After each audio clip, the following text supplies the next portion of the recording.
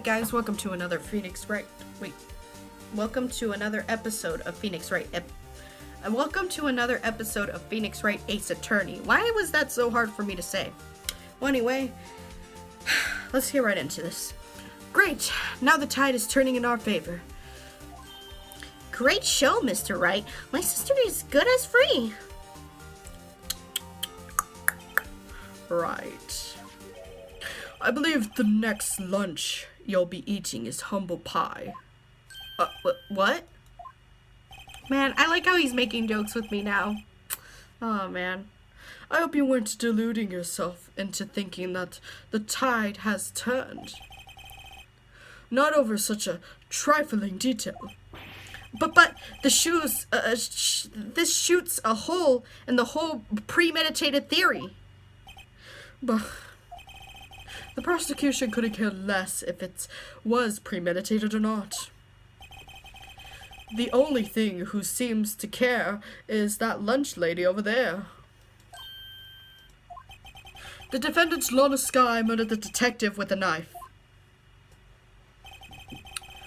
That was the only thing that the prosecution need to prove. Nothing else.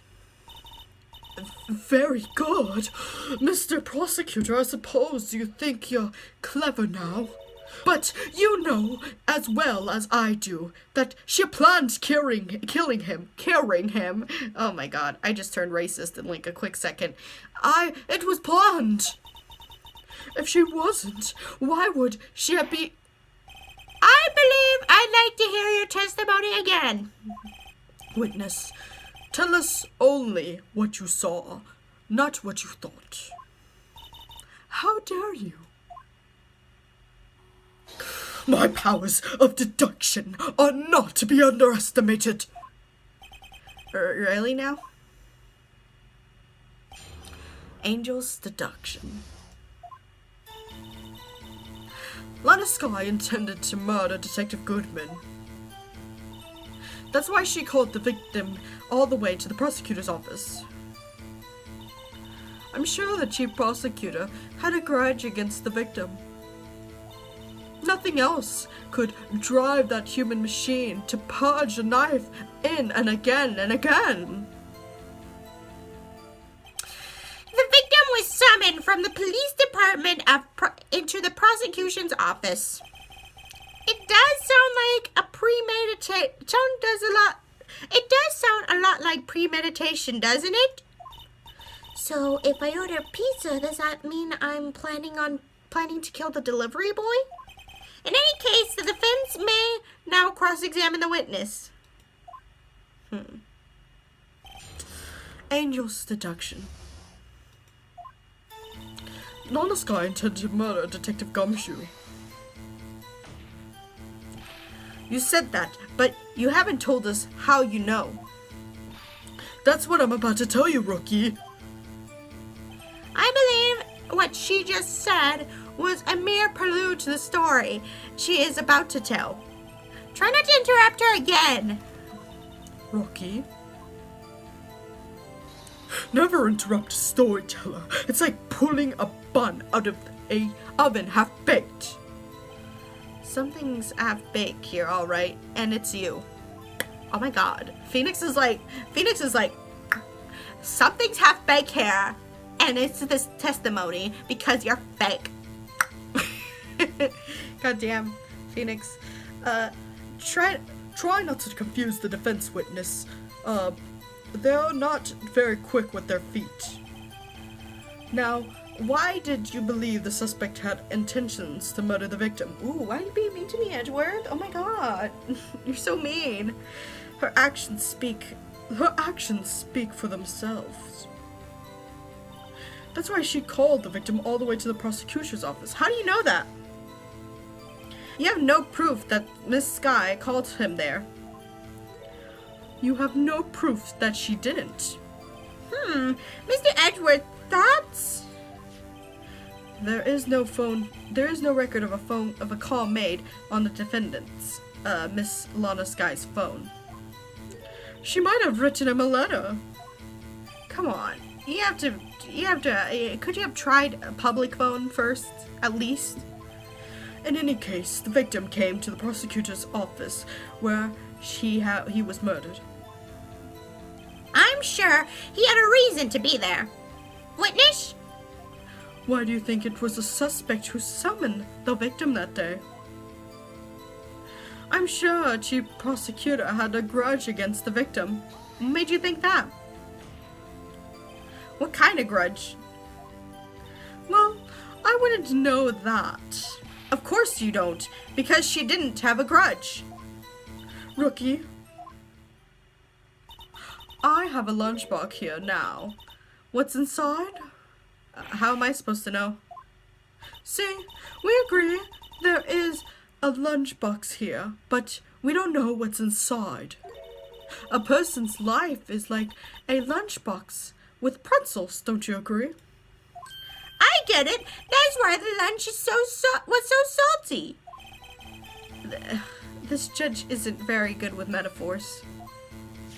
The suspect had a grudge against Detective Goodman. Will you tell us your bias for thinking this? It's simple. Nothing could drive that human purr to plunge a knife in and again and again. A human machine? That's a contradiction. Please. You can't find faults with something of substance, Mr. Wright. Note to self, Mr. Edgeworth's sighs smell like citrus fruit. How do you know that? You say again and again. How many times did she stab him exactly? We often say chop into 1,000 pieces, but we don't actually mean 1,000 pieces. What difference does it make if the deed was done? How come she's getting mad at me?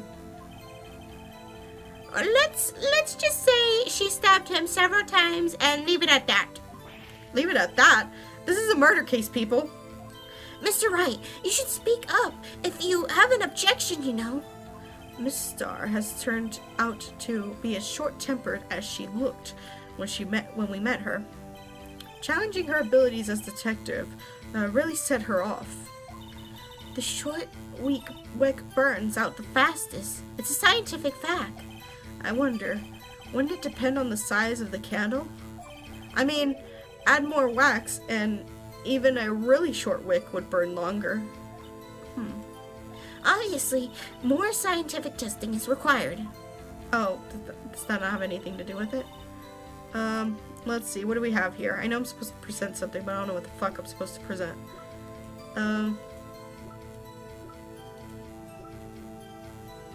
One knife wound. Oh, she said again and again, but it really was one knife wound. Okay. Let's try that. Oh wait, god damn it. Let me try that again. I've been doing that a lot lately. I've just been like accidentally going back to the beginning. If only it didn't just like immediately cut in. Yeah, let's present this. Objection! You say she stabbed him again and again. But you couldn't have but you couldn't have witnessed that. Are you testing me? Then I'll test you. With my moss surprise. What? I'm afraid that moss is growing under our feet as we wait, Miss Starr. Ooh. What do you mean? I shouldn't have to explain this, but take a look. The autopsy report states that the death was due to loss of blood from one stab wound. You're right. Good show, Mr. Edgeworth. I was the one who pointed it out. You butt. What a hunk. He's my hero. Really? Okay, he's gay? You need to back off. What about my objection? No one noticed? Poor Phoenix, my dude. Poor Phoenix is already in a slump, and they're already not noticing him. Well, witness? Well, you've got a crime scene set here, right? Oh, that looks really nice, actually. I want to eat that, kinda. If it was jelly with, like, maybe the fake rice from when I did that video of the poppin' cooking, oh man, that would be good. Thanks. I always believed that no one could have ever mistake ketchup for blood. But now I realize that it's such a mistake as possible. So, you're saying you mistook something for blood? When she lifted her knife, I saw at her breast splattered blood from her victim. That's why I thought she must have been stabbed him at least twice. What? Then tell us what you saw that you thought was blood. Testify. Her red muffler looks like blood to me. That's how ghastly the whole scene was. Her red muffler. Her red muffler? Isn't that like slang for vagina? No, I'm just kidding. Her red muffler. Let's check that. She's not even wearing anything red. I mean, like, but as far as I know, she's not wearing anything red. Okay, fine. Let's just press. Her red muffler? Yes, like a scarf. The chief prosecutor always wears one around her neck. So, she could have easily hanged at the moment's notice, I suppose. She's right. Miss Sky was wearing a red scarf, wasn't she? But wait, isn't that odd that you mistook that for splattered blood? Well, people often mistake my beard for a bib.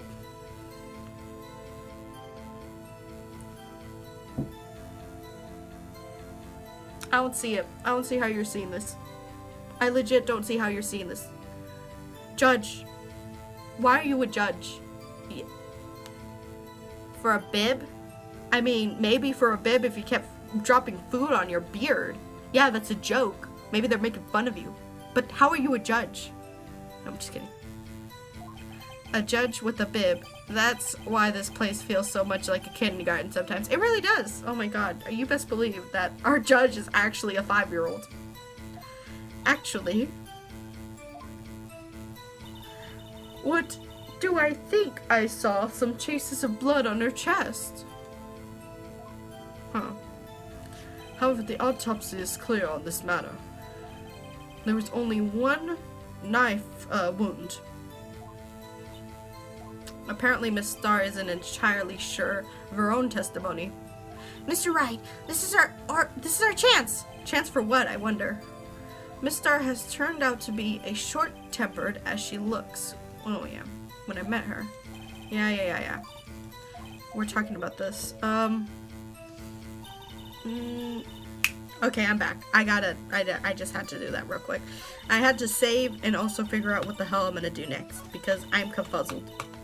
I am confuzzled, muzzled. I have to present a lot, which is a big risk because I'm really scared of presenting things because I don't like presenting things. Here you go. Miss Starr, I demand an explanation. The witness is clearly not suited for detective work. What? The suspect was not wearing a scarf or a muffler of any kind when she stabbed the victim. Oh my god, Edward, why are you stealing my spotlight? Why? Why? Look, just because everyone's spreading rumors about you and they say that, look, he's gay, you know, he's been in court, oh my god. Like, you don't have to steal the spotlight from me. You could, if you want, we could switch places for a day. I could be the prosecutor for a rapist, and that's fine, because I don't want to be in that position of defending a rapist. And you proved it yourself with this photograph. Huh? But that can't be!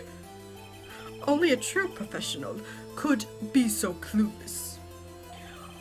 I'm sure you'll make a good lunch lady. Have no fear.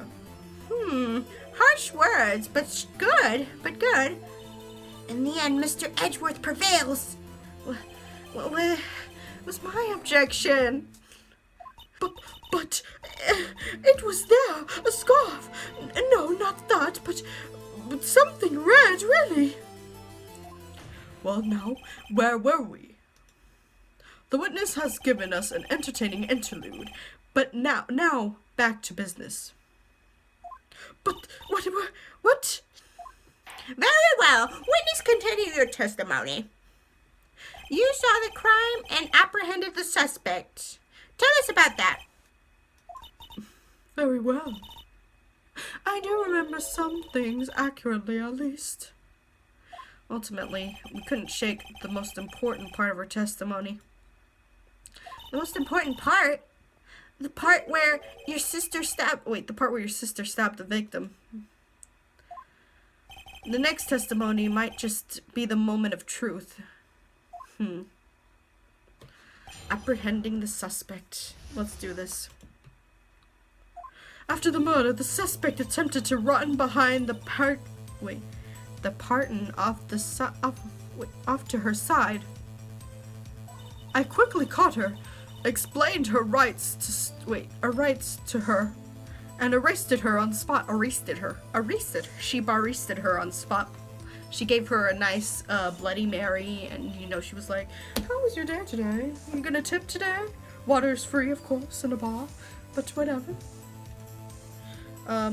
That's why they had me confused in my earlier testimony. The chief prosecutor made to escape, but against Angel Star, resistance is futile.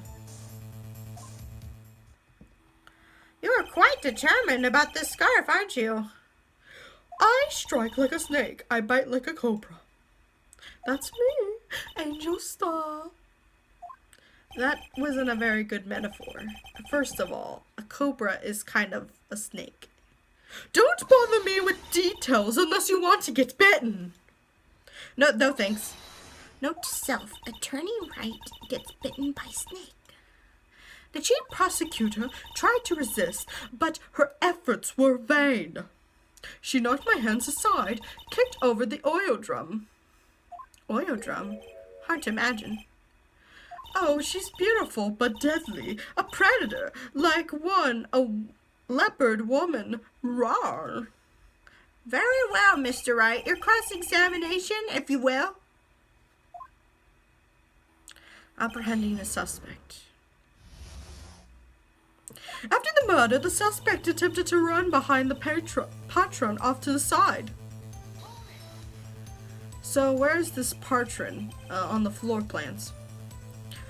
It is a I'm sure she means this wall next to the car. That's right. Was that wall there about 6 feet high? She was obviously trying to hide herself. Quite a natural thing for a criminal to do. And what do then? I quickly caught her, explained her rights to her, and arrest her on the spot. You say quickly. Were you close to the suspect? As I just said, I was only 30 feet away from her the whole time. Maybe I should press her for more details. No, press her. I'd like to see this on the floor plans, just to be safe. The lunch lady's car was on the visitors. Was a visitor. Thus, she parked in the B block. So, you witnessed the murder from here? That would make it about 30 feet from the car, yes. Is that correct, Miss Starr? Yes, that's right.